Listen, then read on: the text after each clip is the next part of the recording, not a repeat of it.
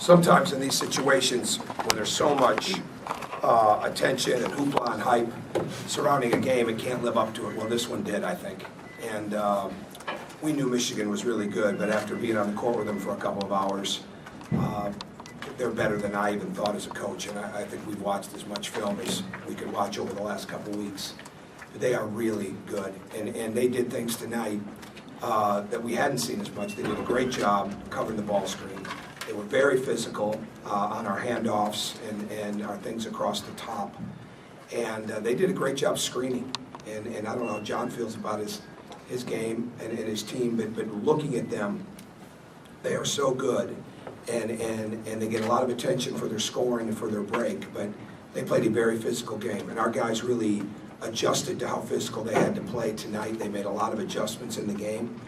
And I thought we played with a great purpose. Our energy was tremendous. There's no question that this crowd was as ecstatic and as exciting as any that I've ever been a part of here, and we've been a part of some unbelievable crowds here. And but they were there from start to finish, and our team kept being fueled by that. And I think the big things for us is in the second half we tightened up some things. We did a good job of getting to the glass. We didn't always do a great job with them on the boards, but we did a really good job, especially after they started blitzing the ball screens, of attacking, and then our forwards followed it up. Cody got some really good dunks out of that. But the bottom line is we took care of the ball better. We had 11 turnovers at half. We had 5 in the second half. And we felt like the one thing, it wasn't some of the tough threes that they made in the first half that was keeping them in it. It was our turnovers were keeping them in it. And we knew that. We knew we had to have great focus and discipline, and we got a lot better with that in the second half. And we defended the three well. I think they made their threes at the end of the game, and we could have defended those better. But they were playing catch-up, and we made a couple of mistakes. But very proud of our guys and the way that they're maturing. It's one thing to be at home, but our guys knew there was a lot of hoopla and hype surrounding this too. And we knew it was new business tonight, this year playing Michigan, but we also felt like the Michigan that we had played last year, the Indiana defense they saw was what they remembered, and we wanted to give them something different because we did not guard them as well as we should have a year ago. And we really wanted to prove to ourselves tonight that we were a much better defensive team against a team that's that good. And they truly are that good.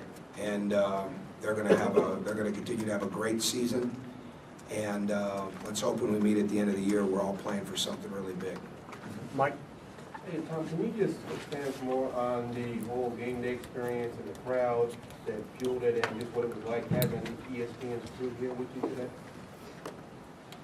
Well, it made for an exciting day. It made for a long day, but it made for an exciting day. The best thing we did is not only get our players out of here after their appearance this morning and get them home and then not practice till later in the afternoon, but is not open up the lines for the students till 3 o'clock this afternoon, so they would go home and get some rest. And I think you want to take in the whole atmosphere. You want to see everything in the morning, and there's a little bit of you reflect and look at it a little bit and say this is really a big deal. And we've been a part of one at Marquette, and obviously when we first started here, it wasn't like game day was on the horizon anytime soon, but the program worked its way to get that, to have this be a place that they wanted to go. I would think that they've had a great day here, but I think it's a great honor for us to have something like this, but I think it's also well earned by not only the program but by our fans. And we didn't want there to be anything that they didn't see, but at the bottom line was the thing that mattered most was how we played from 9 to 11 tonight. Mike? Tom, you mentioned wanting to show you were a different defensive team. Can you explain what it is about this team defensively that makes it better than it was a year ago? How much Yogi, how much Victor is blossoming? What else might be involved? There's a couple things that really stand out. But our transition defense is better for one thing. But we're doing a much better job of trying to keep the ball on one side. Our pick and roll defense is better. Our deflections are up so far in the Big Ten from where they were a year ago. And I think the biggest thing is because our guys really understand that the better the defense they play, the more they finish it off with the defensive board, the more we can get out and be an explosive offensive team. That's the fuel for them, because it's not like we're going to work hard on defense and then come down and walk it up. And it might be a little bit harder to get them to understand how important defense is if we were in that situation. And really, tonight we had a couple of turnovers. The only one we'd really like to have back was Vic shot it too quick, and he knows it. Yeah, late in the game, you know, that's where you got to make a foul, because they were in that position where they were going to have to make a decision there. But I think the thing that we knew going back from the last season, the two biggest things we had to do was get physically stronger, and we had to do a much better job of playing one-on-one, guarding one-on-one. And I think when you do that, then you don't have to be an overhelp team. And there's been too many times, even this year, where we still overhelp. Like you overhelp against Michigan, you're giving them an open shot. And every time that we overhelped or didn't play a screen the right way, they got a great look. So you really realize that if you're going to be a high-level team, it better start with your game plan defensively and how committed you are to it. And our guys are learning that. Dustin. Just more on defense, I guess. What did you like about what you guys did on Burke? Obviously, you switched a lot of guys and it seemed like you kind of used Vic. Well, exactly. And we have the luxury of doing that now. You know, that's really important. You can't. Every time we got on his side, he made a good play. You know, some he made, some he didn't. I mean, there were a couple. The one at the end of the first half, that's just a bomb. I mean, we were right there. I mean, he makes those shots. He's a tremendous player. I mean, he is I get it. I've had a lot of respect for him for a long time, but now you get in the game with him. He just plays. I mean, he doesn't say anything, talks to his team, he just plays. And he's outstanding. So you've got to have different guys. You have to have some different coverages for the pick and roll in your bag. I think if you come into a game with Michigan and you think you're just gonna put all your eggs in one basket, you're probably gonna lose. So you've got to make sure that you're giving him different looks personnel-wise, giving him different looks schematically, though we didn't do a lot of that tonight. We had a couple things that we didn't have to go to that hopefully we can save for another time. But we've got multiple defenders, and I think that really helps us. Exactly. How important, there was talk about Michigan's offensive rebounding ability coming into this game. How important were Christian's 9 defensive rebounds in particular in the second half? Really good, really big, because they came. And Cody's loose ball rebound late on our end for offensively was unbelievable. I mean, he'll have some support center dunks, but that loose ball rebound was just that's why he's such a special player. And Christian's the same way. Christian was everything we needed him to be tonight, and very aggressive, did a very good job defensively, posted up, made his foul shots, took good shots, and had a great confidence about him. And he's constantly maturing as a two-way player all the time. Pat?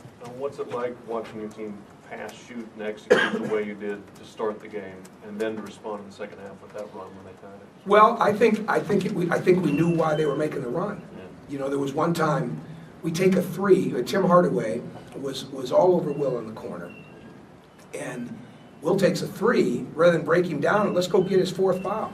You know, and that's we didn't do an unbelievable job tonight at time and score. And when we figured that out, we were much better.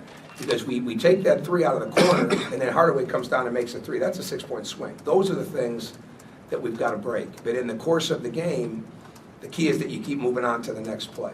And I think that's why we were successful in the game, because we were able to close it. And we didn't we made a couple mistakes on late threes, but when it was time to put the game away before they started hitting those at the end, we did it. And we did it on both ends. Rick? So much of the start of the season was talk about Cody. Now, in this game, you had 5 guys in double figures as a coach. What do you take from that? Well, I was asked the same question at the end of the game, you know, and it's with, you know, what's it like to coach Victor and Cody? And my response is this. I've got 2 brother-in-laws going to the Super Bowl game tomorrow. Their mantra for their team is the team, the team, the team. It was Bo Schembechler's, it was Jack Harbaugh's. It's those guys, and we got the same thing in the Cook Hall gym. And to me, one thing I heard a long time ago was the star of the team is the team. And I think the more that we understand that, the more that guys like Cody and Victor and Christian and Jordan, the more they know that they are the product of their teammates, And they've all got their roles, and they all do different things, but they are the product, their success is the product of their teammates, the better we are. And that's the way we've got to keep focusing. Brad? Tom, with the energy and the atmosphere so high in the building tonight, did you ever tell your guys to settle down a little bit? We had to slow down a little bit on offense. And I don't mean slow down in a, like, let's not push the ball up the court, but not try to make some plays that weren't there. You know, but I was even kind of excited about that Vic dunk that he ended up missing, you know, late. That would have been unbelievable. So I couldn't even get mad at that. You know, I wanted him to throw alley-oops, so. But, yeah, we had to slow down a little bit. We had to make sure we kept it sped up on defense and then have great, I shouldn't say slow down, but have better recognition on the break and not force some things. Because they're good. They're getting back. I mean, Mitch McGarry played an excellent game defensively. I mean, they're really good. Really good. And they're going to continue to get better. John? Don, how much did Yogi show both sides of his game tonight, making the 2 threes early and then balancing things out in the second half, getting other people's shots? Well, I think, and the other thing is he did an excellent job defensively. And then he went back in the first half. You know, I always tell him, I'm trying to have him learn that we're trying to play time and score all the time. You know, risk versus reward when you have 2 fouls in the first half. And we put him back in there for a little while. He did a very good job. You know, that's him. You know, I've said this before, but he's wiser than his years. He's been so well coached. He's such a winner, and he really does thrive in these type of environments. And the thing that has been so good about him is how committed he is defensively, man to man, and how he uses his strength, his quickness, and his smarts. But he's a delivery guy. I mean, he will deliver the ball, but he's also very confident, as we all are, when he rises up and shoots a pull-up, gets to the rim, or shoots a 3. Jeff, last question. We got a little time. We got a lot of people here. Go ahead. Being preseason number 1 is a little bit of the tip of the cap to what people think you're going to be. Assuming you guys have a chance to return there, which you do, what does in February, what does that mean about how you play? I think I said this to the team after the game. You know, we were picked number 1 back in April. We hadn't done anything. And so all of a sudden when you lose, it's like, well, how did you lose? You know, we picked you number 1. I mean, that's not what they play for. I mean, I think that's great. I mean, they truly are learning that those things are nice. But the playing to improve, the playing to be good enough to win a game like this, to be able to make adjustments, to be able to play through some mistakes and deal with some adversity and grow up in the games, that's what's most important. So I don't get the sense that these guys are locked into those rankings at all. Because, you know, when we weren't number 1 in mid-December, they know what was said. I mean, they could feel all that. And were we any worse because we lost by 2? We didn't play that great that day. But we weren't, it wasn't like the sky was falling. And we had to come in here and make sure that they understood that. And I think that's what's most important, is that when your team gets, when they lose sight of the most important thing is how they play together and how they work and improve together, then you have issues. And we don't plan to have any issues. We plan to keep making sure that we stay locked into that and not let any of the nice things or the negative things or any of that stuff become a driving force for them. And it's just all part of the game. But these guys have figured out that if they're not improving, A, somebody else will in the program, but B, all these other teams are really improving. So we have to be. Yeah, Coach, you got some real good minutes out of Jeremy Holloway tonight. What can you tell us about his continued development and the presence he's bringing off the bench? He's a product of his work. He doesn't want to sit there. I mean, it's as simple as that. I mean, I really wish I'd have played him more in the Michigan State game. And it's like Hunter tonight. Hunter is getting better. I mean, all the time. And I said to him that not playing tonight is not indicative of him at all. It's not a reflection on his improvement. It's a reflection that we went with the veterans at the end because there was a lot of movement in their pick and roll game. And when you haven't played a lot and you're an inside player and you've got to guard the ball and get back to your man. I mean, Cody's one of the best players around, and he was having issues with it. So sometimes you've got to play the game and play the guys that fit the game that well. But Jeremy is really gaining confidence because he's spending so much extra time outside of practice on his game. And he truly, instead of sitting there and feeling sorry for himself, he became one of those guys that's in the gym in the morning or in the gym at night along with his practice time. And as long as he continues to do that, and keep improving, because he's not playing on his numbers right now, or his percentages. He's playing because he's bringing us energy, he's defending, he's on the boards. You guys came into this one having shot more free throws than anybody. They don't give a lot up. You guys go 22 out of 25 at the line. How big was that to accomplish? Well, fortunately, we were able to get to the line, because it's a physical game now. I mean, I think anybody that would look at it and say, well, you know, they don't foul that much and they don't put people, they're physical. And there's no doubt about that. This was his most physical I've seen them, and then somebody else that covers them might feel differently, but again, the films don't do justice maybe, but they were very physical in this game. And it was imperative that we got to the line. We didn't know if we'd get there the old-fashioned way, in the sense of just the course of the game. So we better make sure that we're getting some offensive rebounds. We better make sure that we're attacking the rim in the break. We better make sure anytime we get an opportunity to drive somebody that we do it and put some pressure on the whistle. You know, is it going to be an offensive foul? Is it going to be a defensive foul? You got to take a few chances when you're playing against a team like that really takes a lot of pride in not fouling. But one of the reasons that we're better is because we're not fouling as much. And that started a year ago. And that's an answer to Mike's question. We were way better a year ago. We went from 23 fouls a game, which was worst in the country, to 17. And we're still even bringing that down. So there might be some opponents that wouldn't agree with that, but that's what the numbers say. I'm sure Izzo's not listening. There was that one stretch when Michigan cut it, they tied the game up at 40. I think you guys scored a bucket, and you about flew out of your shoes trying to get the crowd into the game, pumping everybody up. Why not? I was having fun too. Yeah, I mean, you know what? I mean, we worked long and hard for this. You know, I mean, that's why I'm really excited for John Beilein. I mean, I know how good a coach he is, and I know some of the issues that he walked into at Michigan. I mean, I saw firsthand what he did at West Virginia, and we may be competitors and rivals and all that stuff, but like I'm excited for him and what he's doing with his team. His wife and my wife talk, you know, now and again, and there's a mutual respect. Well, you know what? You get into an environment like this. I mean, I was uptight enough the last couple of days. I wanted to enjoy it too, and our fans were fantastic. But sometimes you just, you know, you smell momentum and you want to try to make that move. Coach, what's it mean to get a win now, take off the top in the land on February 2nd? I mean, So let's say that again.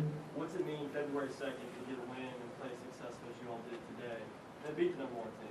It means we've got to be really good going into Illinois on Thursday night. That's what it means. We played well tonight, but there's a lot of room for improvement. It's not coach speak, it's facts.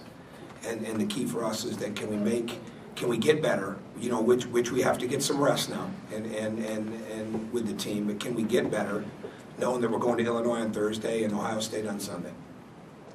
Okay. I did. All right, thank you.